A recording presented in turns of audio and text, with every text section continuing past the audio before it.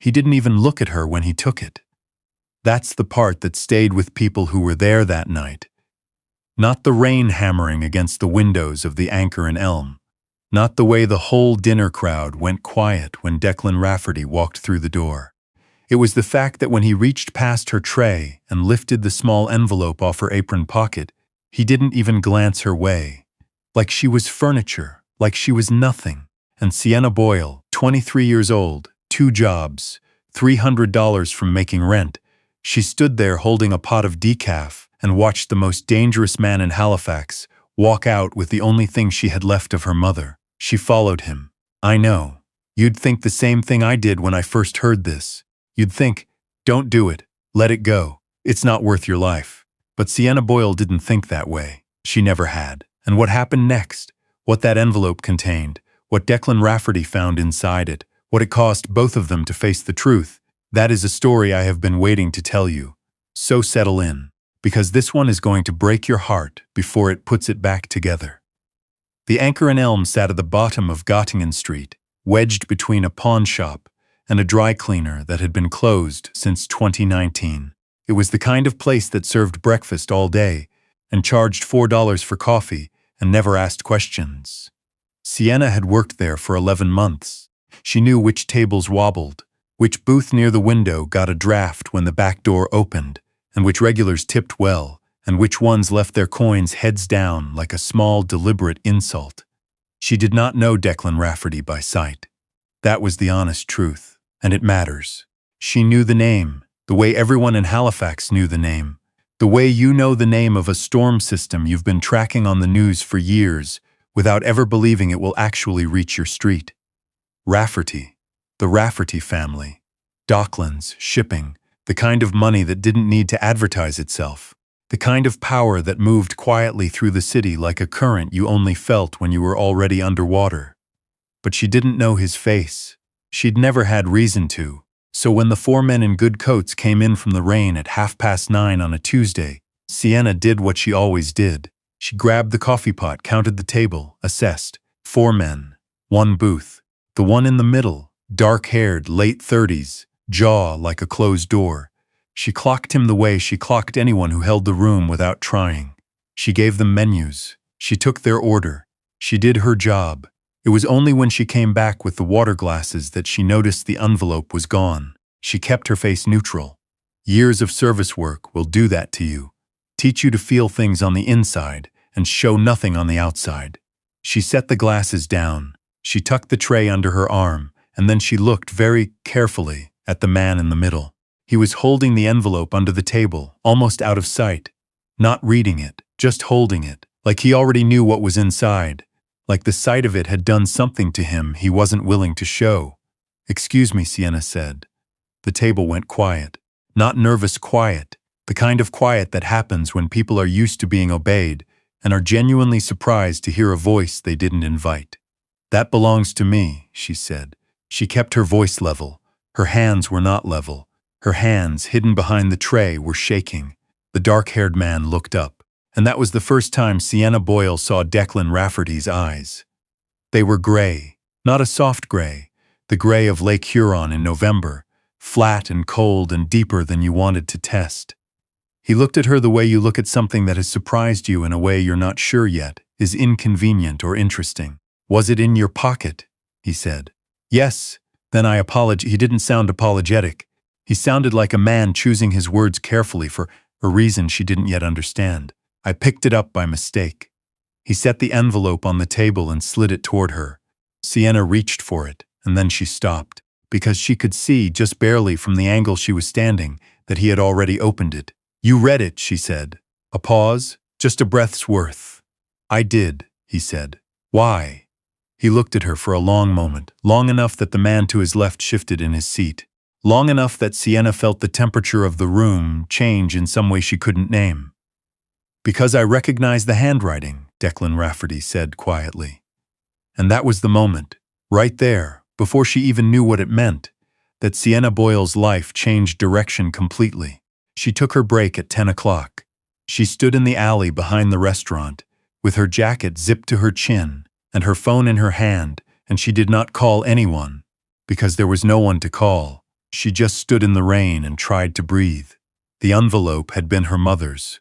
Tara Boyle had pressed it into Sienna's hand 8 days before she died, tucked it into her palm the way you tuck something into a hiding place, quiet and deliberate, and said, "Keep this safe, sweetheart.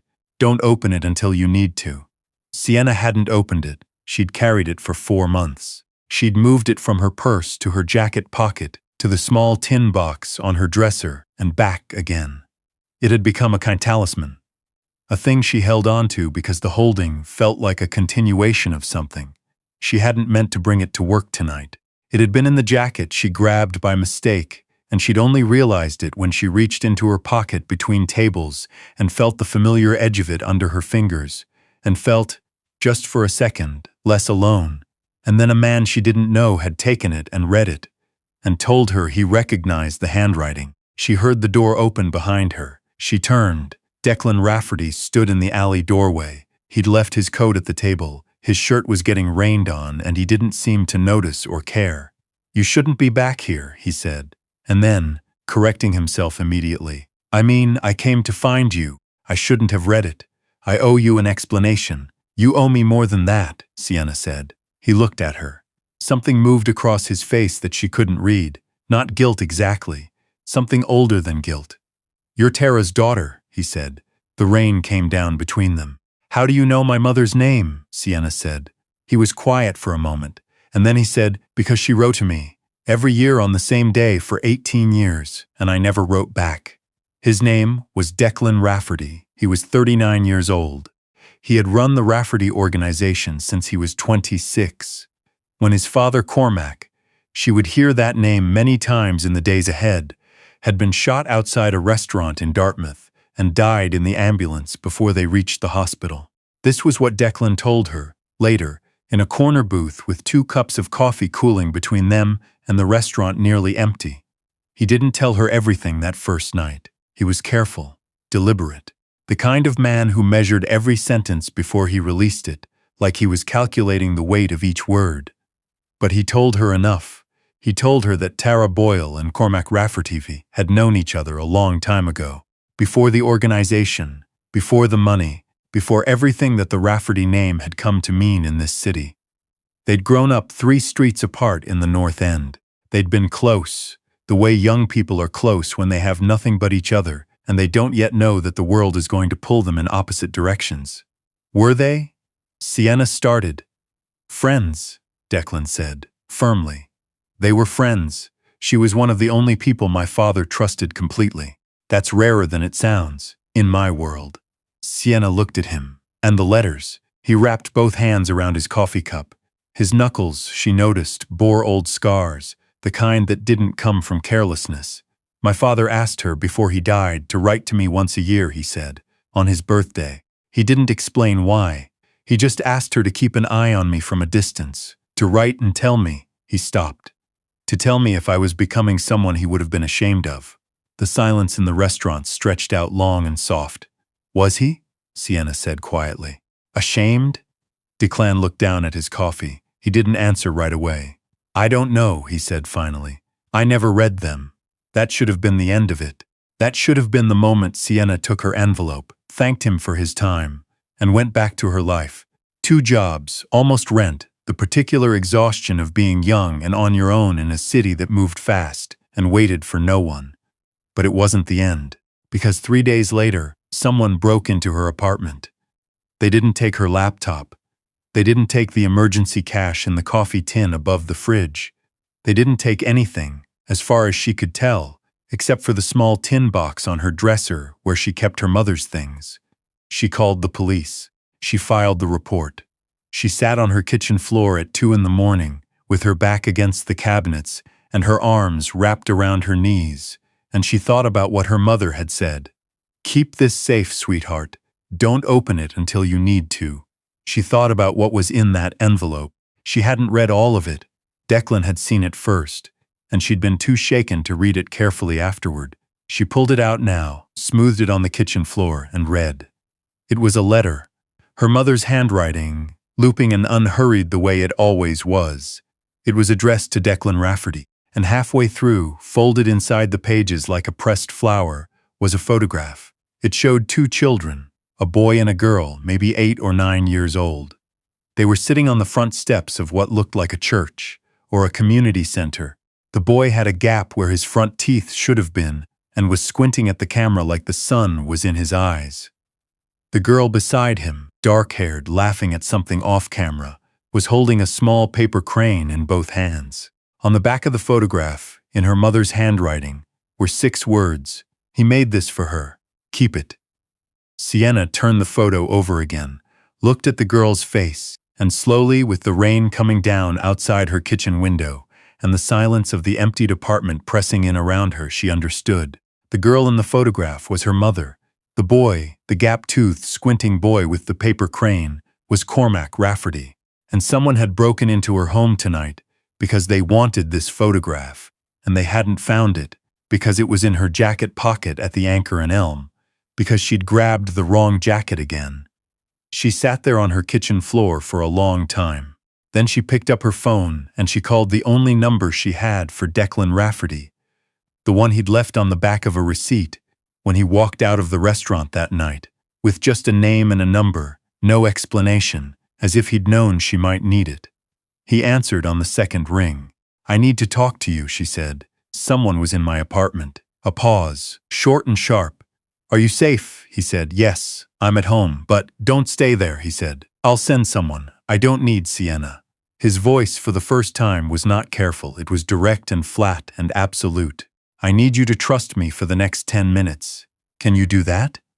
She looked around her emptied apartment, at the open dresser drawer, at the kitchen floor where her mother's letter was still spread out in the lamplight. "Okay," she said. 10 minutes. His house was not what she expected. She'd expected something cold, all glass and angles, the kind of interior design that announced money before you'd even taken your coat off. Instead, it was an old Victorian in the South End. Tall windows, original floors, the kind of house that felt like it had been lived in for generations and didn't feel the need to prove anything. He brought her tea without asking, set it down on the coffee table in front of her, and then sat in the chair across from her with his elbows on his knees and waited. She handed him the photograph. He looked at it for a long time. His face was very still. "My father made origami," he said finally. "I forgot that. He taught me when I was small, but He stopped. His jaw tightened. "I forgot. The girl is my mother," Sienna said. "I know. You knew her better than you told me." He looked up. His expression was complicated in a way she was only beginning to learn how to read. "I knew of her," he said carefully. "My father talked about her. His old friend from the North End. The one who sent the letters. I didn't know she had a daughter." "She didn't talk about your family either," Sienna said. "Not once." They sat with that between them for a moment. "The break-in," he said. "Someone knew about the photograph. Someone who has reason to want the connection between my father and your mother to disappear." He set the photo down on the coffee table, "which means someone knows about the letters. Which means someone inside my organization has been watching me longer than I realized." Sienna looked at him. "What was in the letters? The ones you didn't read?" He was quiet for a moment. "I read them tonight," he said. "All 18. Another pause. "She was doing exactly what my father asked," he said. "Watching, reporting back to a dead man on paper every year." He shook his head slowly. "She wrote about me like she knew me. She didn't. We never met, but she wrote about things she'd heard, things she'd seen from a distance. Whether I was..." He stopped again. His voice, when he continued, was lower. "Whether I was still someone worth believing in." Sienna didn't say anything. "The last letter," he said. "The one she sent 6 weeks before she died." He looked up. His gray eyes were very steady. She wrote that she thought she'd made a mistake, that she'd been watching from far away for too long and had missed something close. She wrote that she was worried about someone who had gotten caught up in something they didn't understand. He paused. She didn't name the person. Just said she hoped it wasn't too late to help them. The room was very quiet. "She was talking about me," Sienna said. It wasn't a question. Declan looked at her. "I think so," he said. "Yes." What came next happened faster than Sienna would have chosen. That's the thing about being pulled into someone else's world. You don't get to set the pace. You arrive, and the current is already moving, and all you can do is decide whether to swim. She decided to swim. The man inside Declan's organization, the one who'd sent someone to her apartment, the one who'd been quietly working to erase the history between the Rafferty family and Tara Boyle. His name was Aldous Geary. He was 54 years old, had been with the organization since before Declan's father died, and had spent nearly 2 decades positioning himself carefully, patiently, like a man building a wall one stone at a time. Cormac Rafferty, in his final months, had suspected someone close to him was moving against his interests. He'd asked Tara, trusted, watchful Tara from the North End, to keep writing to his son, not just to check on Declan's character, to make sure there was always a thread between Declan and the truth, a record that existed outside the organization, outside Geary's reach. Tara had kept writing for 18 years, and when she realized, in her final weeks of life, that her own daughter had somehow gotten tangled at the edges of something, a friend of a friend, a courier job that seemed innocent, a name that appeared too often, she'd done the only thing she could think of. She'd written one last letter and put the photograph inside it and pressed it into Sienna's hands.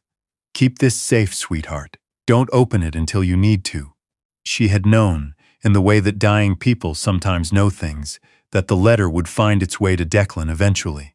She had trusted him to protect her daughter, without ever asking him, without telling him, just trusted. Sienna thought about that a lot in the days that followed, about the shape of that trust, about what it meant to believe in someone you'd never met on behalf of someone who was gone. Geary made his move on a Thursday. He'd been waiting, Declan said afterward, to see how much Sienna knew and who she'd told. When it became clear she'd gone to Declan directly, Geary stopped waiting. Sienna was finishing a shift at the Anchor and Elm. She'd gone back to work because she needed the money, and because Declan had people watching the street, and she wasn't willing to hide. When a man she didn't recognize sat down in her section and ordered coffee and slid a folded note across the table without looking at her. "Tell Rafferty to give us the photograph and we leave you alone. He has 24 hours. She looked up. The man was already reading the menu, face neutral, as if nothing had happened. She poured his coffee. She went to the back. She photographed the note with her phone and texted it to Declan. His response came in under 30 seconds. "Stay at work. Don't leave until I tell you." She stayed. At 11 that night, when the last customer had gone and she was wiping down the counter, Declan's car pulled up outside. He came in alone, no coat, rain on his shoulders again, the same way he'd looked in the alley that first night. And he sat down at the counter and looked at her for a long moment before he said anything. "It's done," he said. She put down the cloth. "What does that mean?" "It means Geary made a mistake," he said. "He moved against me in front of people who remember what my father built and why. He thought 18 years was long enough that loyalty would have faded." A pause. "He was wrong." Sienna looked at him carefully. He's alive?" Declan said. "He'll stand for what he did, the right way." He met her eyes. "I'm not my father, but I'm not what Geary wanted me to become either." She thought about the letters, 18 of them, all unread for 18 years, a woman writing faithfully to a man who hadn't known enough to listen. "My mother believed in you," Sienna said. "She never even met you, but she wrote to you for 18 years because your father asked her to, and because she believed you were worth it." Declan was quiet. "She was right," Sienna said. "I thought you should know that." Something shifted in his face. Not softness, exactly. He wasn't a soft man, and he wasn't going to become one. But something opened briefly in those flat gray eyes. Something that looked a great deal like grief and relief arriving at the same moment. "Your mother," he said slowly, "was the most faithful person my father ever knew. And I wasted 18 years of what she gave me." "You're not wasting it now," Sienna said. "She didn't stay in his world." That's important to say clearly, because this kind of story can go sideways at the end and pretend that love fixes everything, that a woman can walk into a man's darkness and illuminate it without cost. And I don't want to tell you that story. It isn't true and you deserve better. What's true is this. Declan Rafferty spent the following months doing what he should have started years ago, not walking away from everything overnight. That's not how power works, and he knew it, but making choices differently, slower, with more care. He read his father's letters again and again until he could hear the voice in them. He reached out to people his father had trusted and started listening to them. He stopped making decisions from the place of cold efficiency that Geary had spent years cultivating in him, and started making them from somewhere older and quieter and harder to name. He sent Sienna a box 4 weeks after the night at the Anchor and Elm. Inside was a small paper crane, folded from the same kind of paper as the one in the photograph. No note, she kept it on her dresser, in the spot where the tin box used to be. They had coffee sometimes, not often, carefully, in the way that two people navigate something new when they are both still figuring out what it is. She went back to school in January, health sciences. She'd wanted to for years and had kept finding reasons why it wasn't the right time. And then, one morning she woke up and decided that there was no right time, and that her mother had not spent 18 years writing letters into the void so that her daughter could wait for permission to build something. Declan paid her first semester's tuition. She found out 3 weeks after the fact and called him immediately. "You can't just do that," she said. "I know," he said, "but your mother trusted me to look after you, and I'm 4 months behind." A long pause. "I'm paying you back," she said. "Of course," he said, and she could hear, just barely, that he was almost smiling. "I want to leave you with the thing that matters most, because I think about it every time I tell this story." Tara Boyle was dying, and she was frightened for her daughter, and she had almost nothing to give. She couldn't clear the path. She couldn't remove the danger. She couldn't make the world gentler or fairer or less complicated than it was. What she could do was trust the right person. She'd spent 18 years watching Declan Rafferty from a careful distance, writing him letters he never read, and she had decided, on the evidence of who he was underneath all the things that life and loss and power had layered over him, that he was worth trusting with the most important thing she had. She was right. Not because he was perfect, not because he was safe or simple or uncomplicated, but because somewhere underneath the gray eyes and the closed-door jaw and the life he'd built in the years after his father died, there was still the boy from the North End whose father had taught him to fold paper cranes. And Tara Boyle had known that boy existed, and she'd bet everything on the chance that he was still in there. That's what love looks like sometimes, not grand and immediate, not lightning, but patient and faithful and willing to wait. I've been thinking lately about the people in my own life who believed in me before I'd given them real reason to. The ones who wrote their faith in me somewhere private and kept it there, without needing me to see it, who just held it and waited. I wonder sometimes if we all have someone like that, someone doing what Tara did, at a distance we don't know about, in a language we haven't learned to read yet. If you do, I hope you find the letter before 18 years pass. That's the story of Declan Rafferty and Sienna Boyle, and the woman who loved them both enough to build a bridge between them from a distance, in ink, in the dark, without ever knowing if it would hold. Thank you for being here for it. If this story moved you the way it moved me, leave a comment below and tell me the detail that got you, because I have a feeling I already know which one it was. Don't forget to subscribe to Sadie's Romance Library so you don't miss the next one. And for those of you watching with captions on, we see you, we appreciate you, and we're always working to make sure every word lands the way it should. Until next time, what would you do if you found a letter that was never meant for you?